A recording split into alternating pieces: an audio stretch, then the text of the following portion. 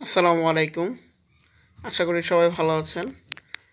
দেখুন, এইগুলো হচ্ছে বিছা পোকা। তো আমি আজকে এই বিছা পোকা কীভাবে দমন করা যায় তার একটি সহজ এবং কার্যকরী উপায় নিয়ে কথা বলবো। দেখুন, এটা একটি বড়ই গাছ।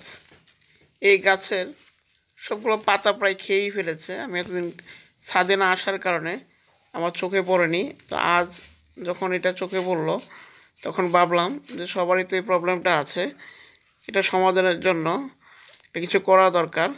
তাই আপনাদের জন্য এই সুন্দর ভিডিওটা বানিয়েছি। যাদের এরকম প্রবলেম আছে তারা এই ট্রিক্সটি কাজে লাগাতে পারেন।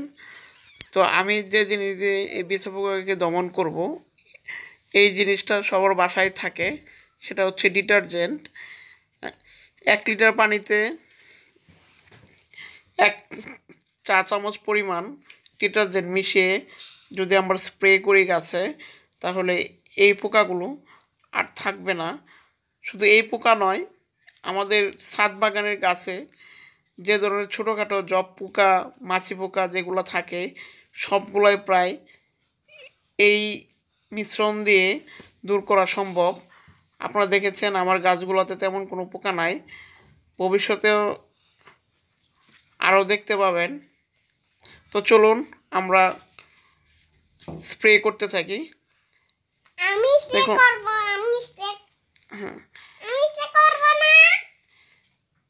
দেখুন আমি ভালো করে স্প্রে করে নিচ্ছি।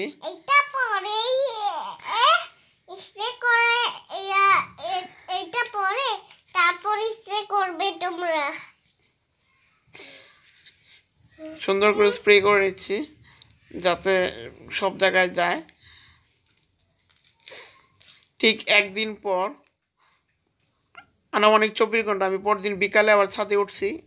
ওঠার পর দেখুন কত, একটা বিছা পোকাও নাই, সবগুলো মরে গিয়েছে। তো আপনাদের যদি এই জিনিসটি ভালো লেগে থাকে, চ্যানেলটি সাবস্ক্রাইব করবেন, শেয়ার করবেন এবং আপনাদের মতামত জানানোর জন্য কমেন্টস করবেন।